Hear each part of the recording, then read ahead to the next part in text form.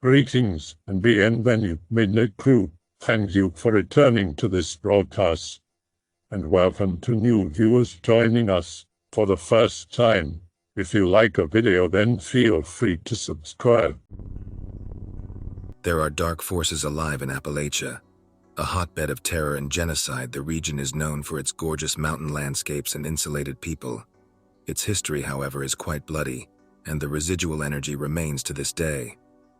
I was stalked and hospitalized by a pre-Columbian Native American ghost in 2017.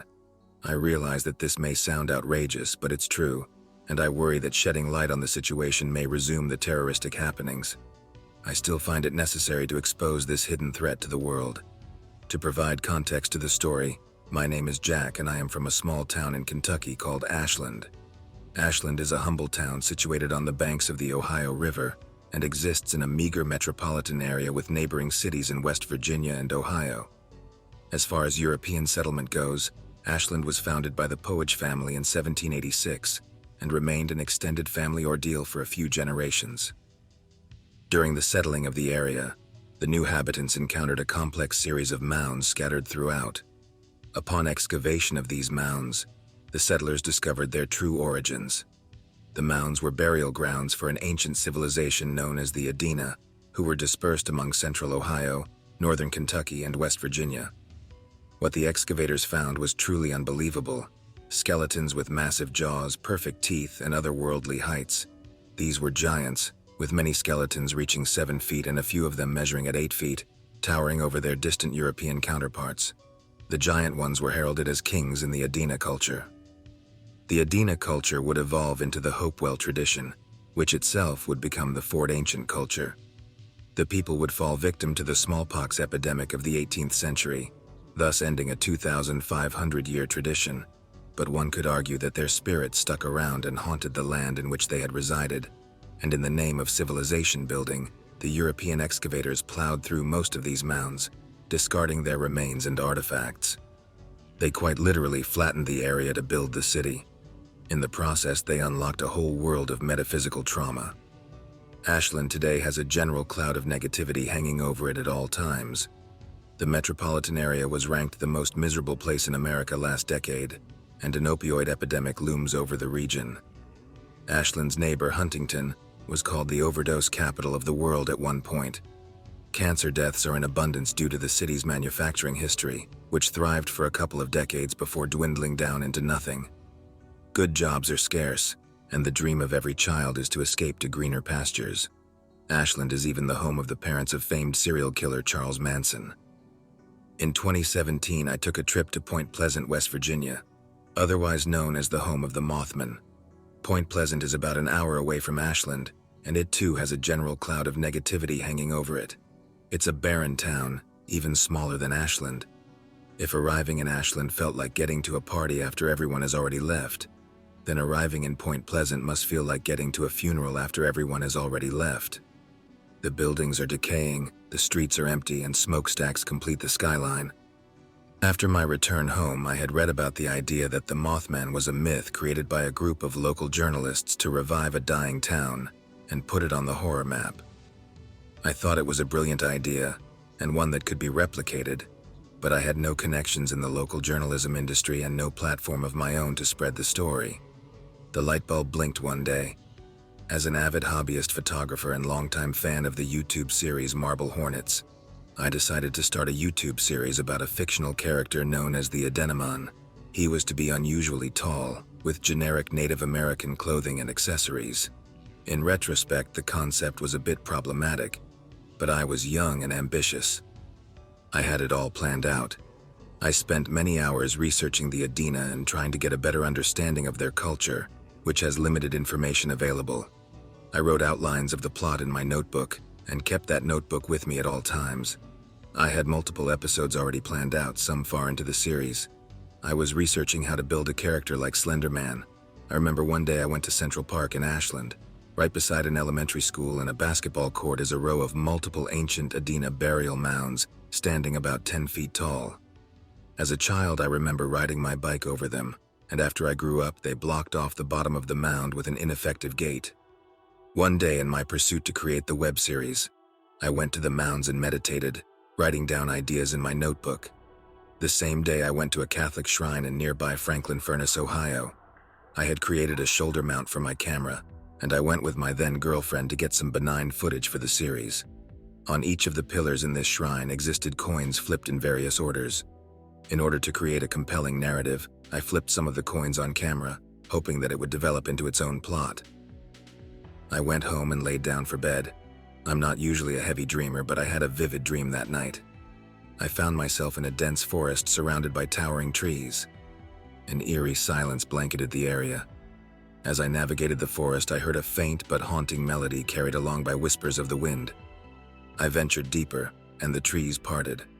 I fixated my eyes on the center of the forest, and I saw a massive Native American man towering over the trees. His eyes seemed to hold centuries' worth of wisdom, pain, and mischief. He held a flute made from a bone-like material, and he raised the instrument to his lips. As he played an otherworldly melody, the forest came alive, and shadows danced among the trees. I felt a strange pull towards it. I was drawn in by the haunting charm. As the dream progressed, I grew uneasy. The tall man's intentions were unclear, and the melody grew aggressive and malevolent. The forest twisted, the trees creaked and groaned. I realized that I had stumbled upon a force order, and it was more dangerous than I could comprehend. Just as quickly as the dream had manifested, it faded away.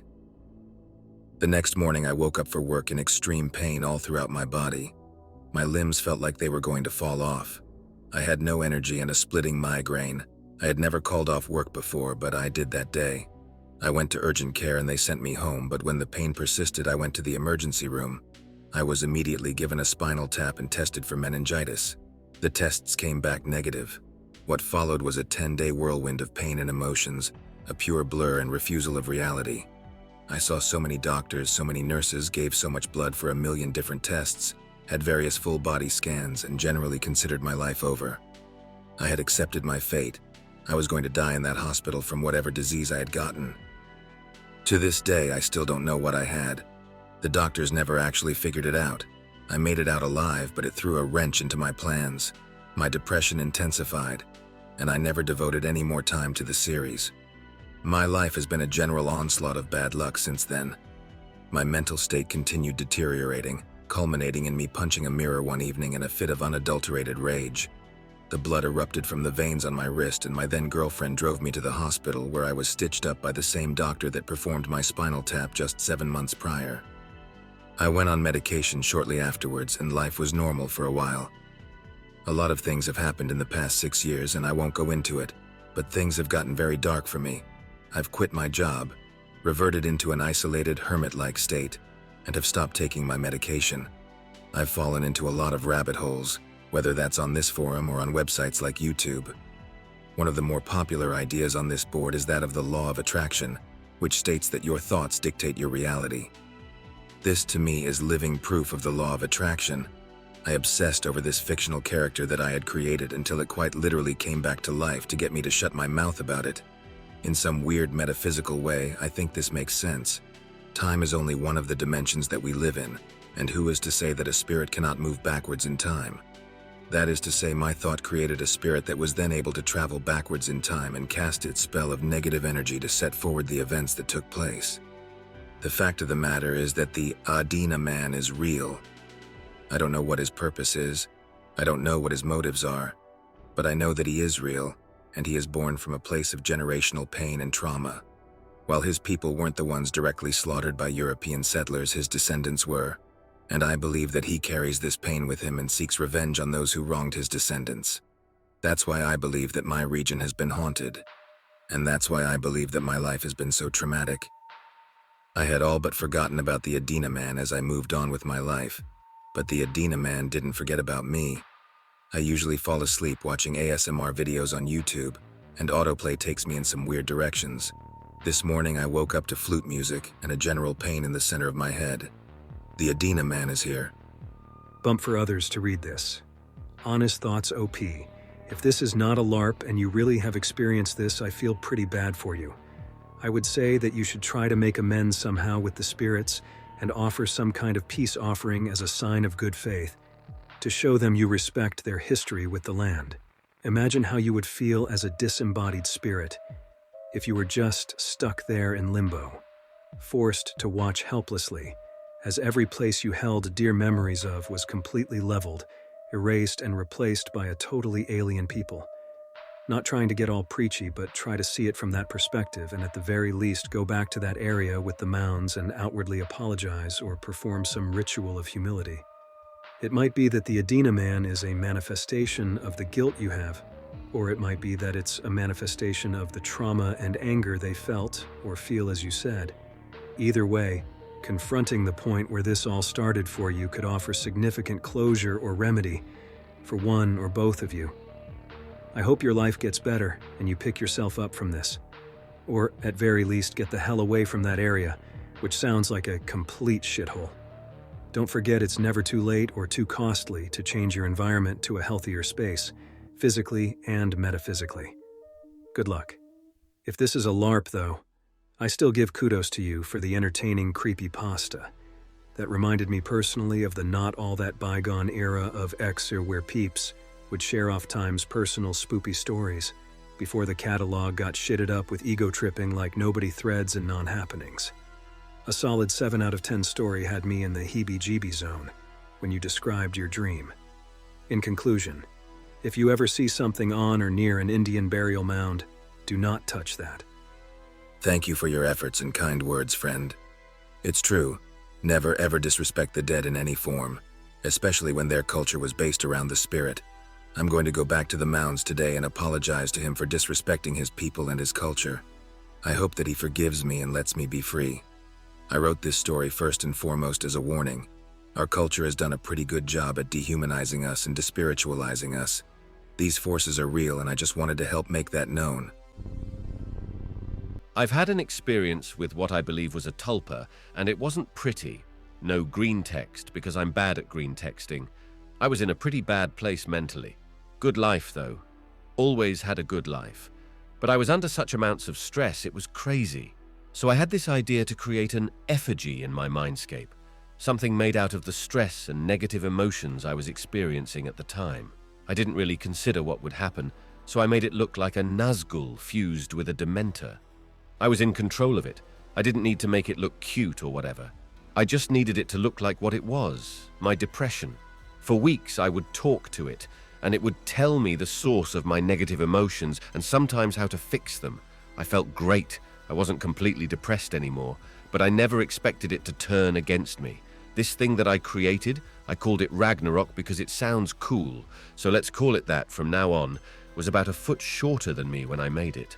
Over the months, it had grown enormously. It was like staring up at the Empire State Building near the end of it. I could barely make out where it ended. And it was obviously growing out of my control. It wouldn't listen to me anymore and just screamed. When we talked, all it would do was scream the words at me.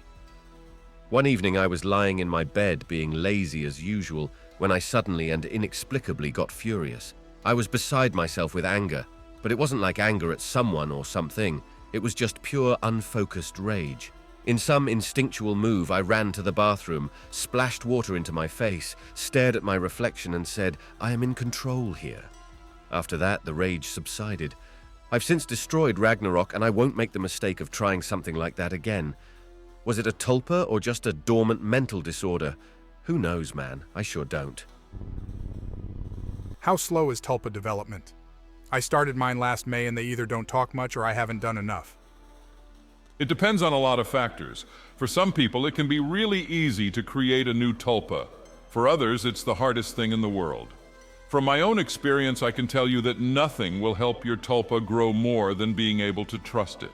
If you can't trust it, it won't grow, will degenerate if it exists, and ultimately dissipate completely. All parts of you are yours to control, and you can integrate them however you want.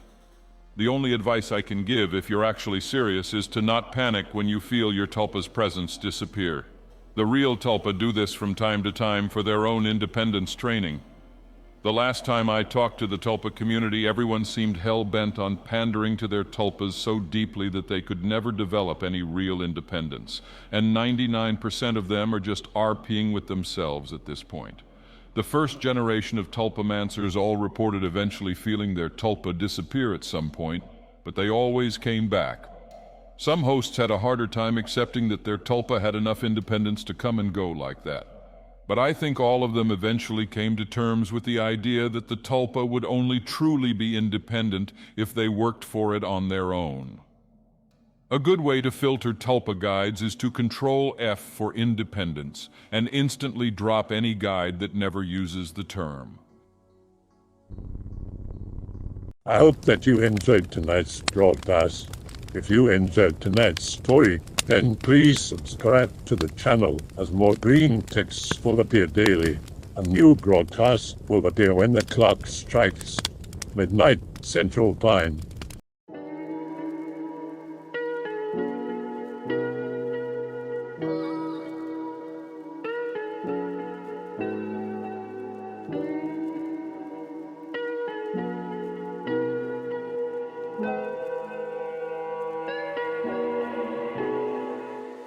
Remember to check out the Odyssey page in the description for a second archive of the channel's videos.